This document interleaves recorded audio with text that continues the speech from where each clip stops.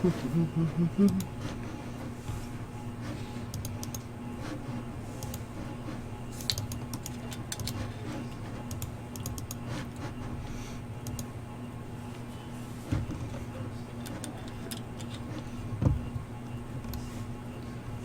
are live. Are we? Yeah. People listening are watching us. Well, nobody. Is anyone Nobody's Twitch there. chat? The guy said alcohol. See, they see it. There we Oh, go. yeah. Yay! We figured it out. And they can hear us too? Yes, And they they're can not hearing absolutely a hear us. giant echo of us? All right. All right. Yeah. Well, somebody checking their headphones. But Yeah. Somebody is listening. Twitch chat, please. Headphones on. Can't say somebody, got pick a person. Are you listening to us scream?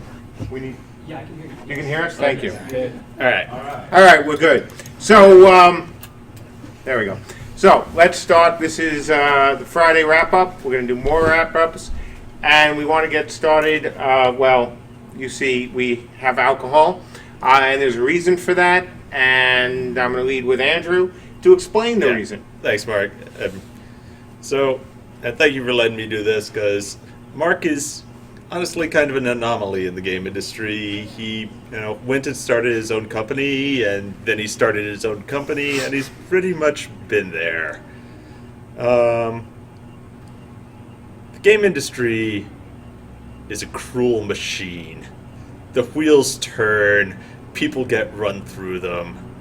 Today, we lost EverQuest Next, which was canceled, and most of Carbine who made WildStar, is not here anymore. And today sucked. Today sucked for the game industry. Today sucked if you were a gamer, because WildStar was a cool game and EverQuest Next was a game I was personally going to play. It sucked if you were a game dev, because, even if you weren't there, if you've been around a while, you know those people. It's actually a small community in the game industry.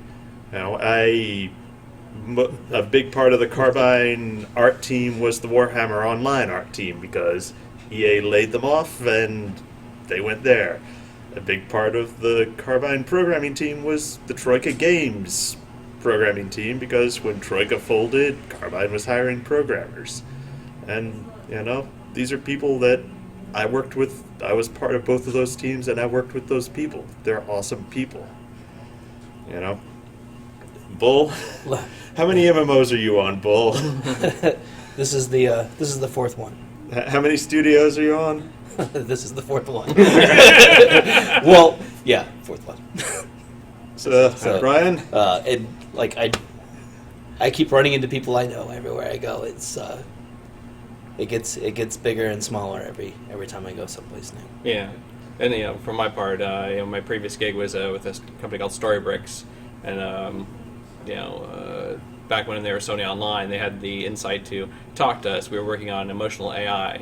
And one of the things they wanted to do for EverQuest Next was to have emotional AI have, when you have characters in the world, NPCs in the world, they would have their own motivations. Orcs would attack based on motivation rather than it kind of be just scripted. And, say what you will about, game development, but, EverQuest Next really wanted to push the boundaries of what an MMO was. Very similar to what we want to do here, but obviously in different ways. And it was really unfortunate when, they ended the Storybricks contract. Storybricks is no longer a company, no longer around as a company. But, they really wanted to push the envelope. And sometimes when you take risks, those risks don't pan out, unfortunately. But you still try. exactly. You go out there and you try and make a game that's good and it's something that you care about. And sometimes even when you do your best work that you're most proud of, the business doesn't come together for whatever reason, and either your reward is a pink slip, or you don't even get to ship it, even though it's awesome. Yeah.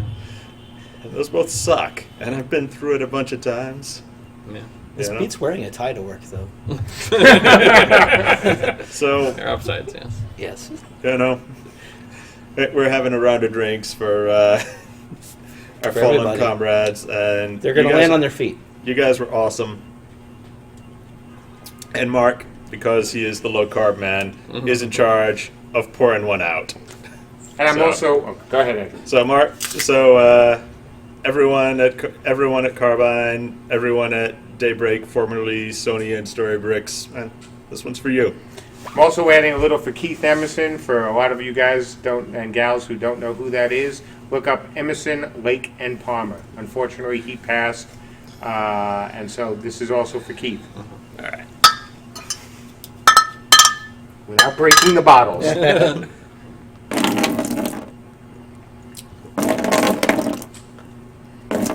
Oh, I drank with the Carbine guys, man. They want more than that. You say when? Paul's like, oh, okay, that's good. All right. Anyway, on to back to working on our project. May it live long and prosper, huh? Yes. Thanks, Paul. Thanks, bro.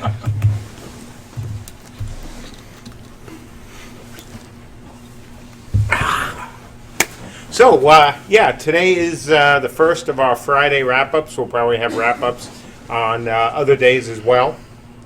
It's been a really good week up till today, apparently, for the studio. We got an awful lot done. We have some stuff we're going to talk about in an update, which should go out, probably 45 minutes, half hour to 45 minutes after Andrew and I wrap up here. And, there's some very good news in it for you guys. Some very long-awaited news for those who have, for example, been, suffering isn't the right word, but who have seen our performance, the engine's performance, sort of go a little bit south over the last month as we've added buildings, destructibility back in, the great forest we built. And so I'll talk about it more, but I'll leave you guys, leave this point with an example from one of our backers who is running about an 8-year-old PC and a 6-year-old video card. You fool! He hadn't been able to log in. He hadn't been able to, even when he could log in, he was also having problems with very low frame rate. Well, thanks to his help, and thanks to the code that we have put in and the improvements we've made, not only is he able to get in, but he was getting almost 30 frames a second. And that is in the same areas that were unplayable just a week ago. And again, not even able to log in. There's this ongoing cycle of we add some features and the features aren't perfectly tuned, and then we fix the bugs in the features and we optimize the features, and you guys are getting to see how the sausage is made. That's what this is. It's give us some space. In most studios, you would not be seeing the game in this state at all, and it's George Davison, he was one of the programmers we hired late last year. He is the guy who was doing most of the optimization and tuning work on this, and he's done a great job. So, shout out to him. Yeah, absolutely. I mean, a fantastic job. We have been in crunch. George has put in extra hours trying to find and fix some of the issues. The man's hardcore. Man is hardcore. He gets up at. He's still working remote out of Seattle, and he gets up in the morning to start his day with us on East Coast time, and then works until like 4 a.m. West Coast time. So, holy crap! Yeah. Thank you, George. So and so that's good stuff. We've got other stuff I'm going to talk about in the update that a little bit more technical than just gameplay, but that's also good news for you folks. We've been putting in a lot of gameplay improvements as well that I have talked about in the updates. For those who are waiting word on whether there will be Friday Night Fights tonight, we are certainly hoping to have one. I'll know as well in about a half hour as we move everything over and get Wormling up for you Alpha, Beta 1, and IT folks. We're also going to land a version on Hatchery over the weekend as well for your Alpha guys and IT guys. Some stuff that Andrew, if you want to talk about it a little bit, that Andrew's landed that we want you guys to have a really good look at right from the beginning. Okay, well, this is just a does it feel right kind of thing. In the past week, I've done a big rework on all of our camera control stuff related to archery and targeting, and what's going to be on Hatchery this weekend is just not the archery targeting stuff, but just the normal follow camera. Does it still feel good is the question. When you zoom in, does it feel good? When you zoom out, does it feel good? Does the way turning and strafing with the keyboard, interacting with the mouse as you pan it, does that feel good? That's just kind of the feedback I'm looking for, because all that code is significantly refactored, and I just yes, it technically works. Does it feel right? So give it a shot on Hatchery and post in the IT forums one way or another. And as always, remember what Andrew just said. This is does it feel right? This is not. This is the way it's going to absolutely be 100%. This is Andrew's first pass, as he says, refactoring the code, essentially rewriting the code, redoing the code, improving the code. So don't panic. If you see something you don't like, let us know. If you like it, fantastic. As Andrew just said, you're getting to see stuff before any other game, or almost any other game, allows the regular folks, the players, and not friends and family or anyone else to see it. So yeah, this is how the game sausage gets made. And that sometimes means the sausage might not taste so great. You don't normally want to watch how the sausage gets made. No, but you guys get to. So look, let us know one way or the other. Do you like it? Do you not like it? We'll have a forum thread up, and we want to hear your feedback. And as always, Alpha and IT guys, when we put something like this in, especially in this state, don't expect it to work perfectly. So please, please, please keep your expectations in check. First pass, I frankly, to tell you how first pass it is, I haven't even gone in yet to see it. So this is all happening real time. We wanted to get this out to you before the weekend, so you guys will have lots of things to look at. And for your beta guys, we know it's been a while since you've been into the game, been able to get into the game. Expect a whole lot of changes since the last time you've seen it. I think inventories actually hasn't even been on the Wormling server. That's correct. So yeah, now you can just drop items in the world and pick them up and ninja loot other people's items. Although don't expect unlimited, unrestricted ninja looting to remain in the final shipping game by any means. But if you want to strip down and pile up a whole bunch of stuff, No. Remember, so what Andrew's talking about, that's on Hatchery, on Wormling. Remember, Tim put a patch in for that right now. Okay. Yeah. So Yeah, essentially, all right. what happened? We had a lot of items that we were messing with, like lots and lots and lots, and so there was a slight bug in it. So you will not have unlimited ninjaing right now. That will come, later, subject to encumbrance. So I'll cover this in the update, but he's right. The inventory is in. You can try out all different kinds of armor and weapons. You'll have, I think, 30, is it right? Something like 30 items per character already in the game for you to play with. Also, some of those have not been textured, so when you see the Vikings wearing all white, that isn't meant to be their snow armor. That's just, the first pass at armor. Well, not the first pass at armor, a pass at armor before all the nice textures were added. Also, I'd like to apologize that everything you drop in the world just appears as a barrel right now. I know there are a lot of Dark Age players who are kind of nostalgic for the old poop sack, but oh come on! If you played Dark Age and you don't know why it's called a poop sack, I can't help you, but yeah. Yeah, we'll get a suitable SAC temporary replacement graphic. Slightly longer term.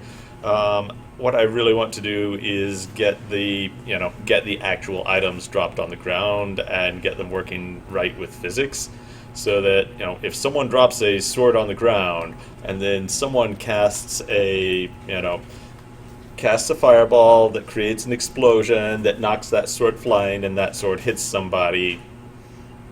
This is one of our foundational principles, that totally emergent, unscripted gameplay. Exactly. And so you will see that. You'll see the first pass at it on Wormling as well as on Hatchery. You'll be able to have fun with it. Again, you'll see all different kinds of armor, all different kinds of weapons, some armor, different hats, all of that for your characters. I believe they work on all humans and the Valks, and I think the Lucapans as well, all hooked up. So play those characters and you'll see it. Yep. You also have the first place of power, that's in.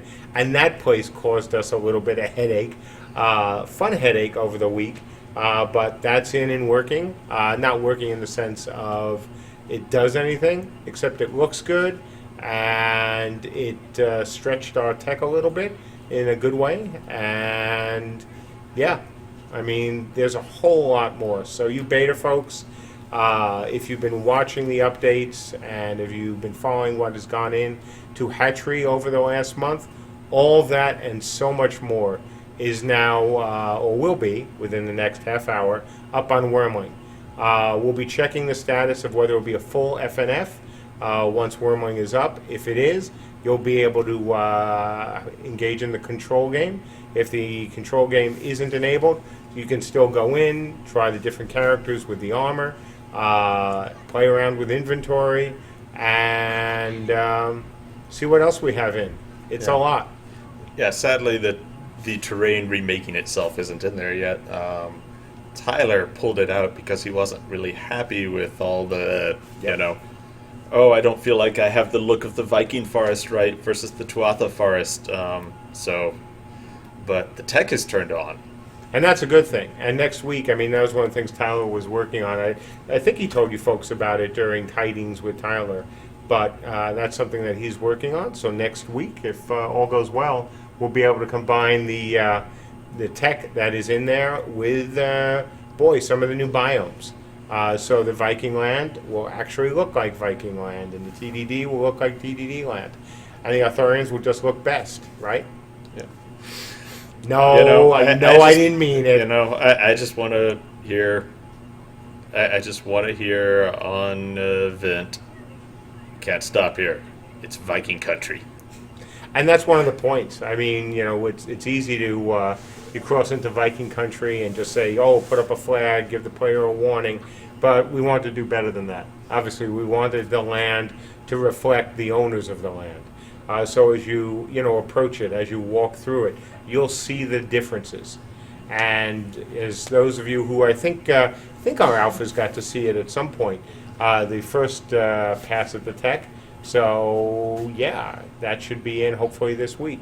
Also, before the end of the day, I'll have a tentative schedule for next week up for you folks to look at. I'll have a link to that.